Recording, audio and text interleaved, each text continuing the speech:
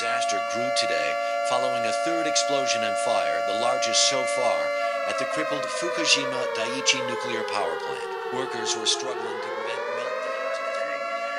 We're several hours north of Fukushima, where the crippled nuclear reactor is. And it looks like the Japanese are losing their battle to get control of that place. As we say, that's Fukushima. The reading of the level seems very high, and there is still a very high risk of further radioactive material. It is the 11th of March, 2011. An earthquake was registered off the east coast of the Tohoku region of Japan. Magnitude 9 on the Richter scale, considerable damage has been dealt to the surrounding region and has initiated a tsunami that has affected much of Japan's eastern coast. Amongst the affected regions are the Fukushima Daiichi nuclear plant. The effects of the disaster are still being discussed today, and several countries have discarded future plans to further their nuclear energy development as a result. As someone who has looked into this issue in the past, I have come to realize that nuclear energy is unduly demonized. This documentary is an exploration of the history of that demonization and where it going unanswered might lead us. Oh, this world is at a tremble with his strength and mighty power.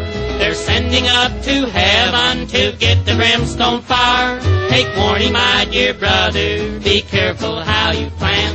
You're working with the power of God's own holy hand.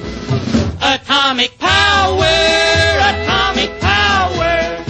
was given by the mighty hand of... In 1945, 2 nuclear weapons, the only ones ever used in war, were dropped on the Japanese cities of Hiroshima and Nagasaki. Though experiments with radioactive materials go back much further than this, its entry into public consciousness came with a bang. This is Hiroshima, the day after the atom bomb exploded over Japan's 7th largest city and etched its message of doom to an empire. Heat traveling at the speed of light cast a shadow over Hiroshima and over the land of the rising sun. Sadly, it's impossible to extricate nuclear power from its origins as a weapon.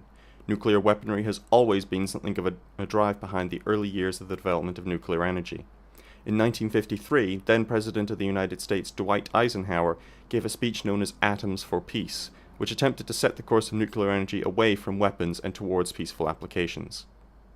I would be prepared to submit to the Congress of the United States, and with every expectation of approval, any such plan that would, first, encourage worldwide investigation into the most effective peacetime uses of fissionable material. Despite Eisenhower's enthusiasm, the first electricity-generating reactor was not developed in America. It was made in the Soviet Union. The Institute of Physics and Power Engineering, FEI, was set up in May of 1946 in Obninsk, a city southwest of Moscow. Its principal purpose was to develop nuclear energy, and this it achieved in 1954 with the AM-1, a water-cooled and graphite-moderated reactor. An earlier reactor, known as Chicago Pile 1, had been developed in the United States, but AM-1 was the first reactor to provide power. The first commercial nuclear plant in the world opened in Sellafield, England in 1956.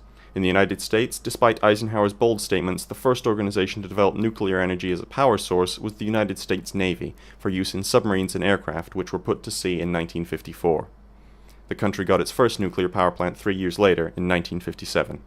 Wisdom demands, too, that we take time to understand this force, because here, in fact, is the answer to a dream as old as man himself, a giant of limitless power at man's command.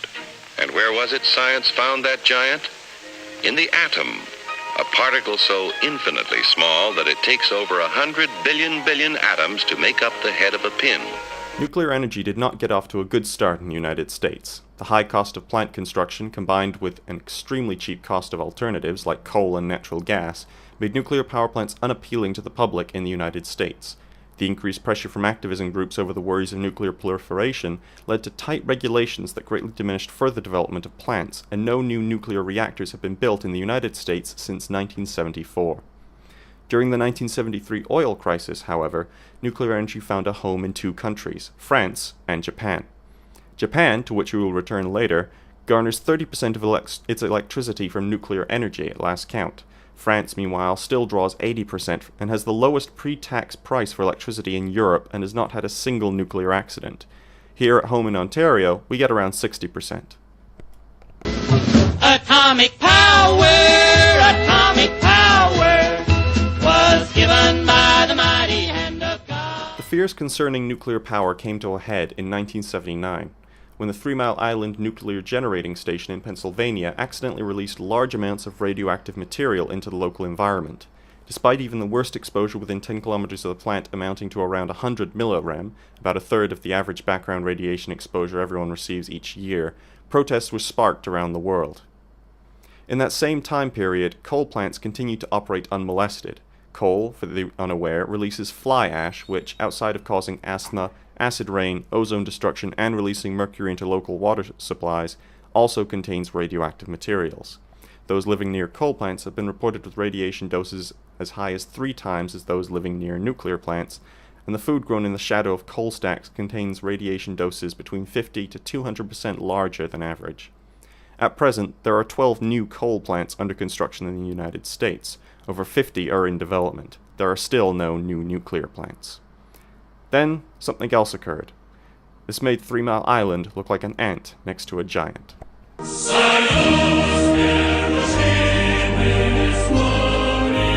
Radiation monitors in Sweden and Finland this morning are showing unusually high readings, in places 3 times normal levels.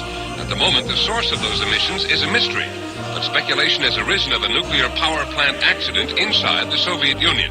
We know that a major accident occurred at the Chernobyl nuclear facility.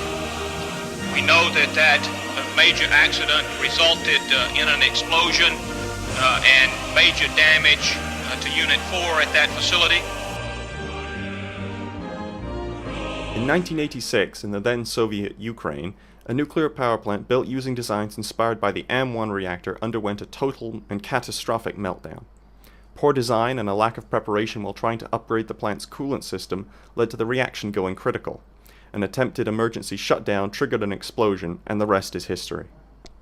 Although the Chernobyl accident is almost half a world away, residents throughout the Northland are worried. Worried about the possible health effects from fallout, worried about the safety of our own nuclear reactors, and worried about the possible economic consequences of the accident. Russian reactors were notoriously unsafe compared to the global standard, but this has not stopped nuclear protesters from citing Chernobyl as a reason for fear about nuclear energy.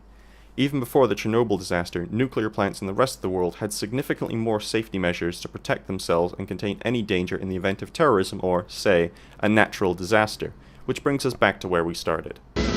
Atomic power was given by the mighty hand of God. When the earthquake struck Japan in March of 2011, the Fukushima plant went into automatic shutdown. Containment rods designed to absorb neutrons and slow reactions were lowered into the reactor chamber, and the cooling system, powered by diesel generators, was activated. Had this been the only incident, no further problems would have occurred.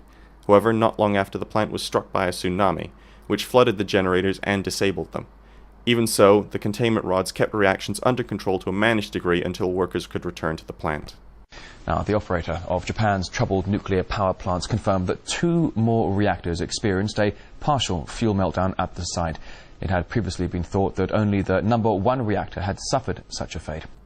Sometime after the recovery effort, it was discovered that a partial meltdown had occurred in at least one of the reactors. Contrary to fears, though, this was not an entirely unexpected or terrible thing to occur. All it meant was that the fuel rods designed to contain the fissile materials had melted. They were still safely contained inside the reactor vessel. Even if they had melted through that, they would still be safely contained inside a concrete chamber. For nuclear facilities built over 4 decades ago and likely never intended to face 2 simultaneous disasters, the plant was remarkably safe. The release of radioactive materials came from damage to storage tanks and the release of seawater used as coolant, not from the meltdown. Atomic power was given by the mighty hand of God. At present, it's estimated that between 100 and 1,000 future cancer deaths will occur among the people living near Fukushima as a result of this disaster. That's not something to be taken lightly, and a lesson should be taken in shoring up future plants against such developments. Liquid fluoride thorium reactors, or lifters, are currently in development around the world, Japan included, And these reactors combine both coolant and nuclear fuel into one mass, making a meltdown a physical impossibility. The use of thorium instead of uranium also ensures that the byproducts are radioactive only for a handful of decades and not thousands of years. Even this pales in comparison to the promise that nuclear fusion may one day hold. We as a species have a lot of important decisions to make in the coming years about our energy supply and where it comes from. Our climate is changing, our environment shifting, and we need to decide where we are going. We have the technology and we have the know-how. All we need is the will to understand the decisions we're making. A better future could be our reward for doing so. Remember 2 great cities in a distant foreign land, when scorched from the face of earth their power of Japan. Be careful, my dear brother, don't take away the joy, but use it for the good of man and never to destroy.